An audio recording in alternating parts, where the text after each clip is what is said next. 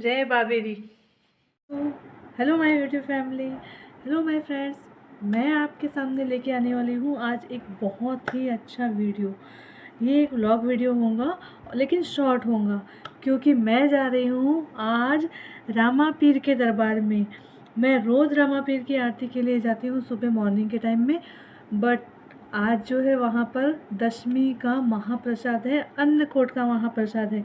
तो चलते हैं, मैं रेडी हो जाती हूँ और फिर हम चलते हैं रामा पीर के दरबार में, और मैं दिखाती हूँ कि कितने भाविक, कितने भक्तगण वहाँ पर उपस्थित है और बाबा का अन्नकूट का महाप्रसाद लेने के लिए किस तरीके से वहाँ पर भीड़ लगी हुई है। तो प्रेम से बोलो जय द्वारिकाधीश, जय रामसा पीर, जय बाबेरी।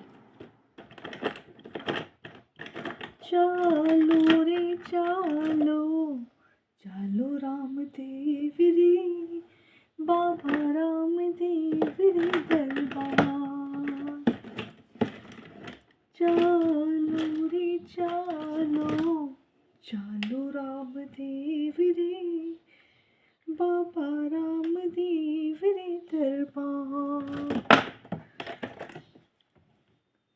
थोड़ा माही राज करे हैं, पूर्ण सबरा काज करे हैं, पल पल दिखाए चमत्कार वो बाबा।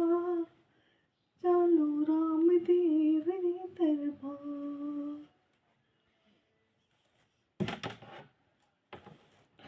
बहुत अच्छे अच्छे भजन हैं रामसा पीर के, मतलब सुनते ही जाओ सुनते ही जाओ, ऐसा है।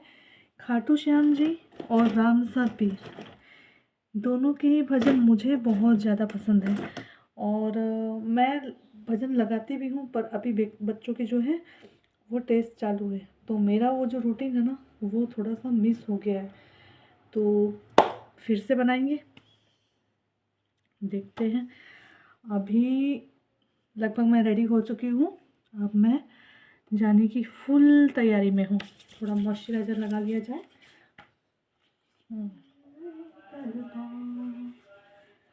धोरा माही राज करे हैं, पूर्ण सबरा काज करे। रामदेव जी के मंदिर में जो है ना हर साल अन्नकूट का प्रसाद किया जाता है, और प्रसाद जो है ना तो बस माउथ वाटरिंग प्रसाद होता है।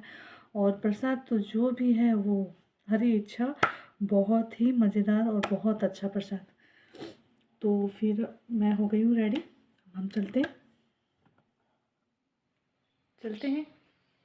जय बाबेरी।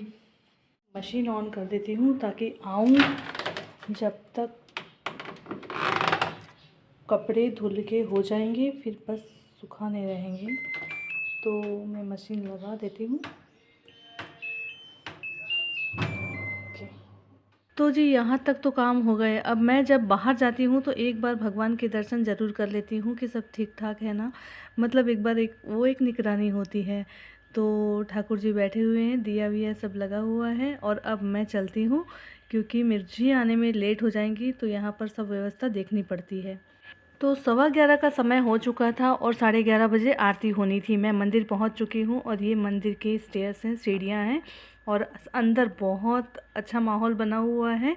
जो महिलाएं हैं वो भजन गा रही हैं रामदेव जी के, बहुत ही अच्छे अच्छे भजन गा रही थी।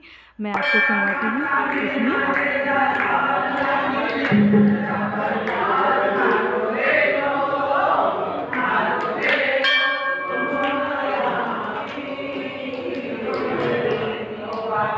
तो जी महिलाएं जो हैं वो बाबा का भजन गा रही थी, उनको आने के लिए आह्वान कर रही थी, हेलो गा रही थी। राजस्थानी भाषा में बोला जाए तो हेलो गा रही थी। और जो पुरुष वर्ग था वो पूरी व्यवस्था को संभाले हुए था। सारे लोग चाक चौबंद थे और बहुत ही अच्छी व्यवस्था बनाई हुई थी सब लोगों ने। पंडित जी जो है सबको भगवान के दर्शन करवा रहे थे, क्योंकि यहाँ पर जो है 56 भोग लगवाने वाले थे भगवान को, और अभी कुछ ही देर में जो है वो आरती शुरू होने वाली थी। तो जो है व्यवस्था पूरी अच्छी हो गई थी, और जो 56 भोग है उसकी भी तैयारी हो चुकी थी। थोड़ी देर में ही बस आरती, और आरती के बाद में जो है अन्नकूट का प्रोग्राम जो है वो शुरू होने वाला था। यहाँ पर देखो कितनी सुंदर चावलों से एक रंगोली बनाई गई है भगवान की। सारी दुनिया में सबसे प्यारे हो,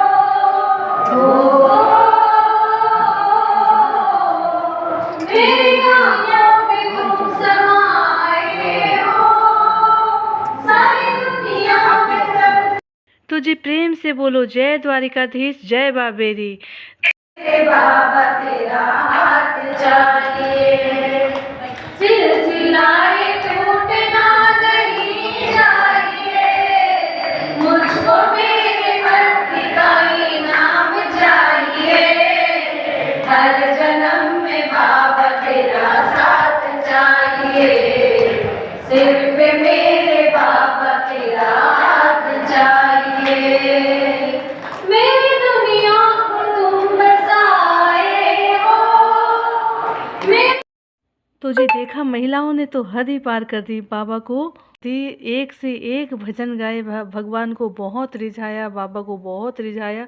और यहाँ पर देखिए पालने में भगवान कितने अच्छे लग रहे हैं।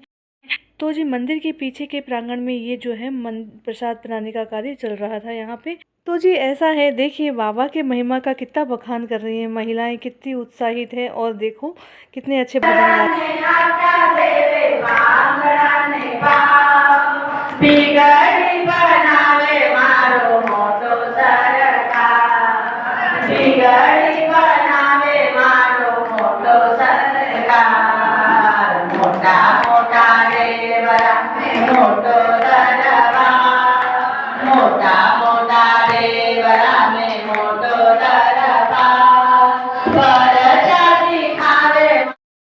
तो जी अब यहाँ पे जो है घोषणा हो चुकी है कि अब आरती होने वाली है। सभी भक्तगण जो हैं वो मंदिर के अंदर पधारें और बाबा की आरती में सहभागी होएं। तो आप देख ही सकते हैं कि सैकड़ों की संख्या में जो है महिला और पुरुष भाविक जो है उत्साह से सहभागी हुए। और उसके उपरांत जो है एक भैया जी ने बहुत ही सुंदर खिचड़ा गीत अपने साथियों के साथ प्रस्तुत किया, जो बहुत ही सुमधुर लग रहा था। इतने बढ़िया तरीके से बाबा को भोग के लिए 56 भोग के लिए आमंत्रित किया और भगवान को भोग चढ़ाया गया। सुन के इतना हर्ष हो रहा था, इतना अच्छा लग रहा था कि मैं आपको क्या ही बताऊं। और भक्तों की भीड़ देखिए।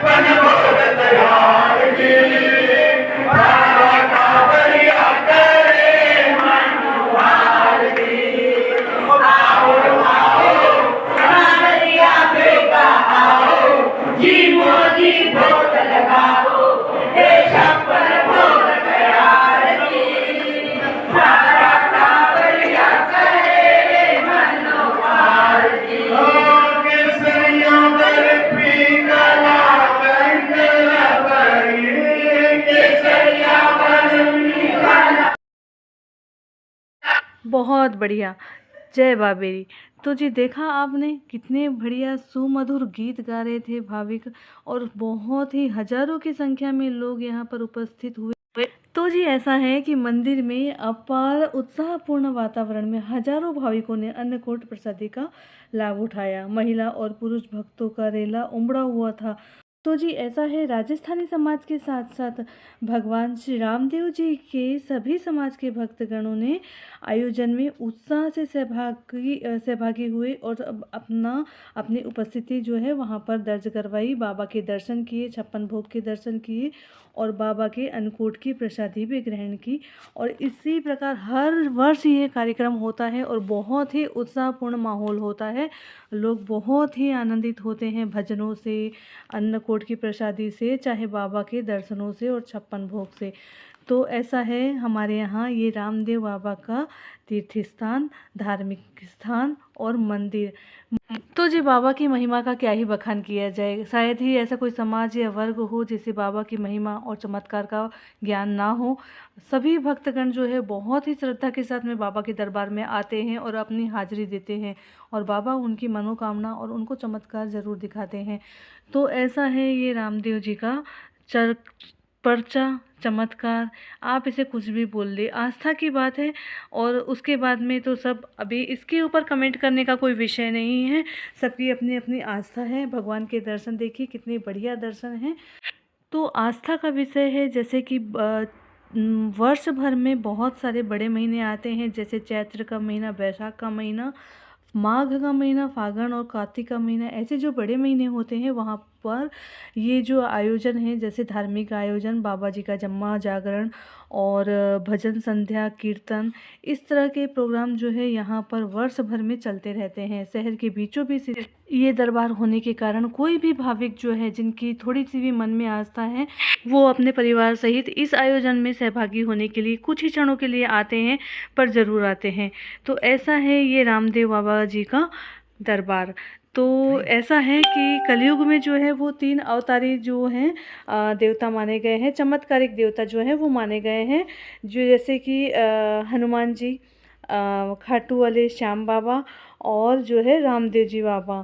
तो इनके जो चमत्कार हैं, इनकी इतनी महिमा है कलयुग में कि ये 3 जो हैं, अगर इनमें से किसी एक के भी मन में, अगर हमने मन में आस्था मान ली और अगर हमने एकदम भाव से इनको याद कर लिया, तो ये ज़रूर भक्तों को उनके कष्टों से दूर ले जाते हैं और उनके कष्ट हर लेते हैं।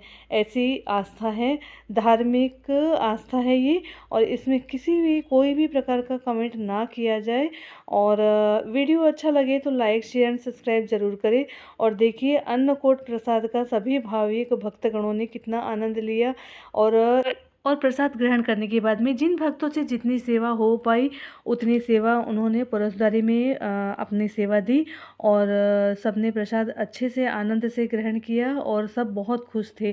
कितना उत्साहपूर्ण माहौल होता है ना ये, इस तरीके से धार्मिक अनुष्ठान जब होते हैं, इस तरीके से धार्मिक कार्यक्रम जब संपन्न किए जाते हैं, तो एक अलग ही सुख की अनुभूति होती है, बहुत ही आनंद लगता है। और सभी बहुत खुश थे और प्रसाद भी बहुत ही अच्छा बना था। तो ऐसा था ये अन्नकूट का कार्यक्रम यहाँ पर।